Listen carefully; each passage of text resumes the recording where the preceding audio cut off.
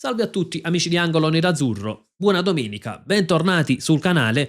Nuovo video per analizzare l'episodio decisivo di Genoa-Napoli col rigore assegnato agli azzurri al 94esimo, rigore alquanto dubbio, ecco, per usare un eufemismo, e per commentare invece quelli che sono i movimenti in casa nerazzurra per il futuro, tra rinnovi in vista e alcuni possibili obiettivi per il prossimo calciomercato. Prima di iniziare vi ricordo anche un bel like se vi piace il contenuto del video, iscrizione e magari anche un hype che aiuta tantissimo il canale. Iniziamo innanzitutto da quello che è l'episodio facendo una premessa. Non è un video per dire che il Napoli ruba, non è un video per accusare un complottismo a favore del Napoli, tutt'altro è un video per valutare l'episodio e per arrivare poi a delle conclusioni a cui arriveremo tra un attimo. Iniziamo innanzitutto con l'immagine dell'episodio. Questo è il contatto tra Cornet e Vergara.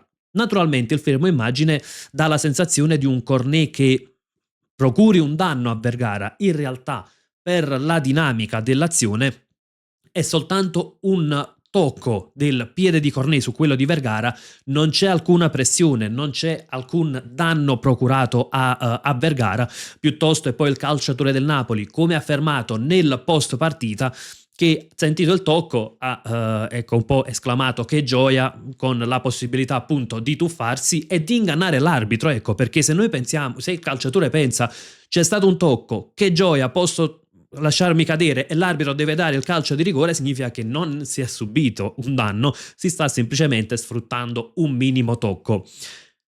Questo episodio è stato valutato da tanti tifosi azzurri e non come step on foot ed è stato paragonato all'episodio Rachmani-Mkhitaryan.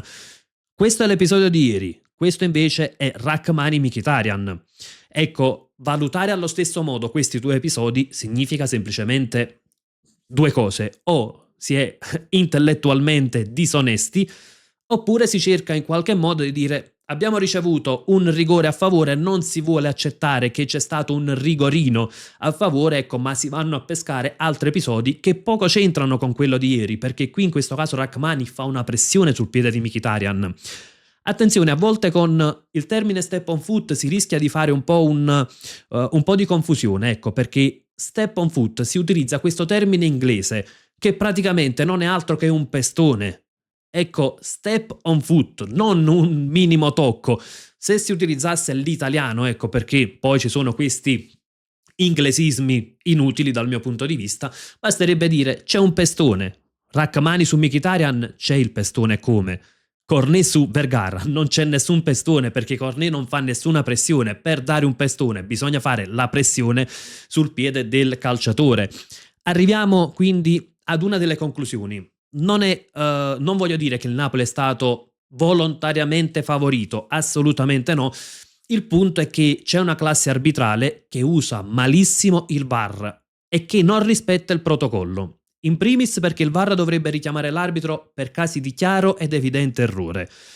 Questo non è un chiaro ed evidente errore, viene richiamato al monitor e il richiamo al monitor 9 volte su 10 porta poi l'arbitro a cambiare decisione.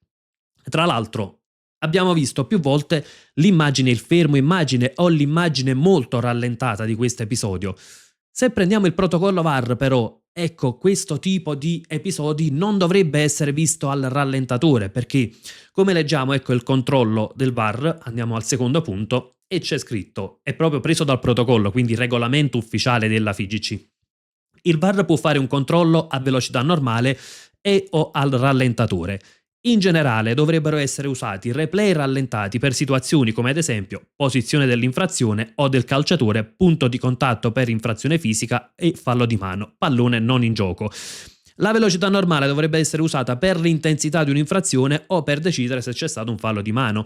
Ecco, in questo caso noi non dobbiamo valutare il contatto per infrazione fisica, qui va valutato innanzitutto l'intensità, perché un conto è lo step on foot, quindi dove viene fatta pressione sul piede. Un altro conto è un minimo tocco tra il piede di Cornet e quello di Vergara che non procura nessun danno al calciatore del Napoli, si lascia semplicemente cadere.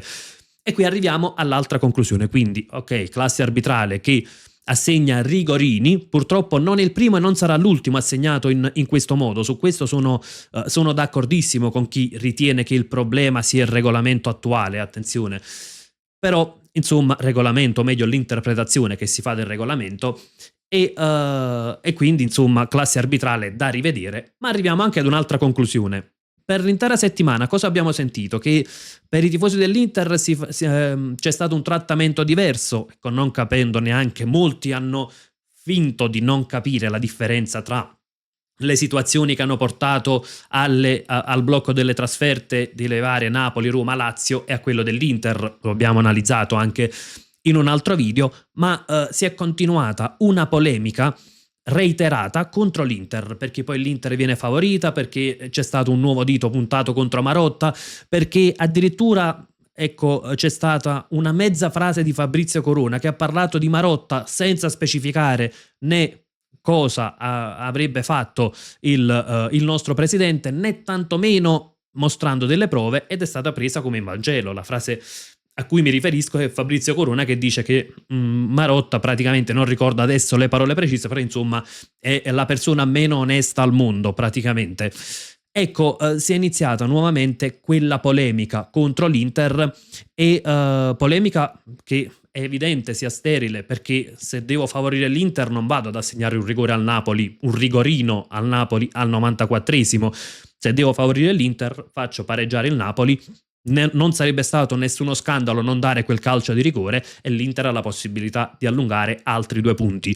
E questa polemica può essere pericolosa. Perché? Perché poi a volte queste polemiche poi portano delle conseguenze, portano ad alterare le decisioni arbitrali. Lo scorso anno abbiamo visto i famosi retropensieri, poi a cosa hanno portato. Occhio che queste polemiche reiterate non portino poi a sbagliare altri arbitri, perché io parlo sempre di errori, io non voglio parlare di complottismi, non voglio credere che siano decisioni studiate a tavolino. Chiuso il caso arbitrale, andiamo anche a vedere invece quelli che sono i probabili rinnovi in casa Inter. I nomi corrispondono a quello di Christian Chivu e Federico Di Marco, entrambi col contratto in scadenza nel 2027. Ci sono pochi dubbi sui rinnovi. Ecco, Chivu avrà un adeguamento dell'ingaggio e un contratto quantomeno fino al 2028, così l'Inter, che in primis è naturalmente pienamente soddisfatta dell'operato di Christian Chivu. Il nostro allenatore ha praticamente smentito un po' tutte le critiche, anche un po' gli scetticismi e i dubbi che c'erano tra tanti tifosi, e quindi ha strameritato il rinnovo. Si continua su quella linea di non iniziare mai la stagione con un allenatore in scadenza, quindi prima dell'inizio della stagione 26-27 Chivu firmerà il rinnovo, forse molto prima, e quindi prolungherà almeno fino al 2028. Lo stesso rinnovo che, o meglio, allo stesso modo firmerà un rinnovo anche Federico Di Marco, che ha il contratto in scadenza nel 2027. Attualmente percepisce circa 4 milioni netti. Di Marco dovrebbe firmare un rinnovo fino al 2030, che praticamente significherebbe, ecco, un legarsi a vita all'Inter, con l'adeguamento dell'ingaggio, ed anche qui rinnovo che direi assolutamente più che scontato, viste le prestazioni strepitose che sta tenendo, appunto, che sta fornendo Di Marco quest'anno. Arriviamo invece anche a quelle che sono le possibili mosse per il futuro. Oggi c'è Sassuolo Inter e Mouaremovic potrebbe essere uno degli osservati in casa Inter.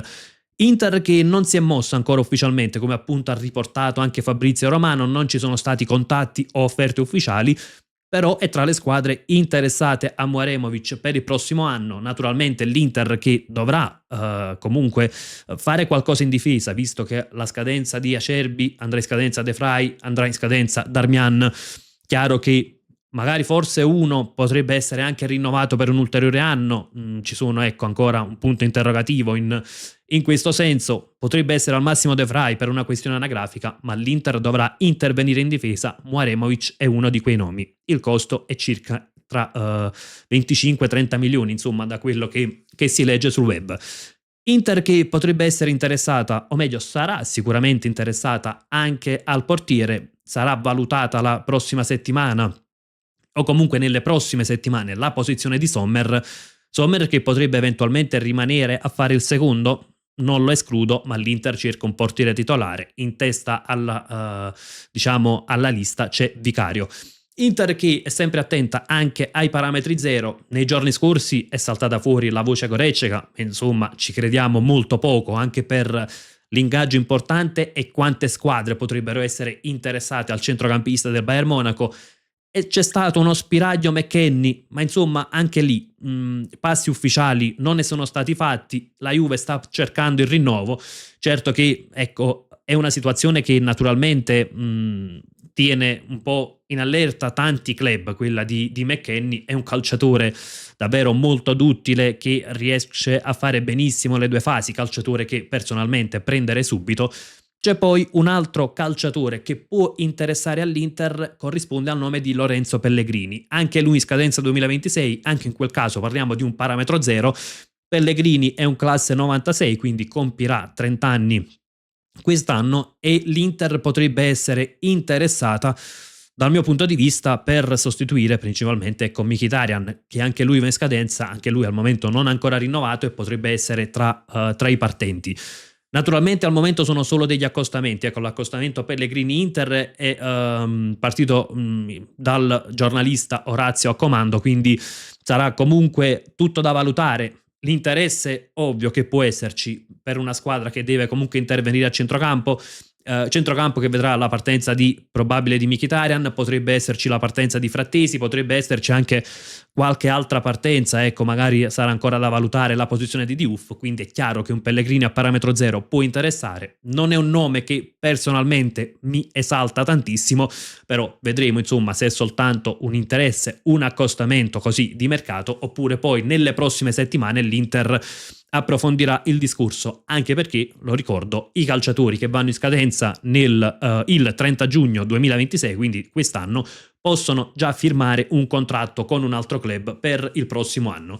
Ragazzi, fatemi sapere la vostra per quanto riguarda sia l'episodio chiave che ha sbloccato la partita del Napoli e ha permesso agli azzurri di Conte di non perdere ulteriore terreno. Speriamo di non recuperare, che non gli permetterà appunto di recuperare terreno nei nostri confronti, e fatemi sapere la vostra anche su quelli che sono rinnovi e obiettivi per il futuro.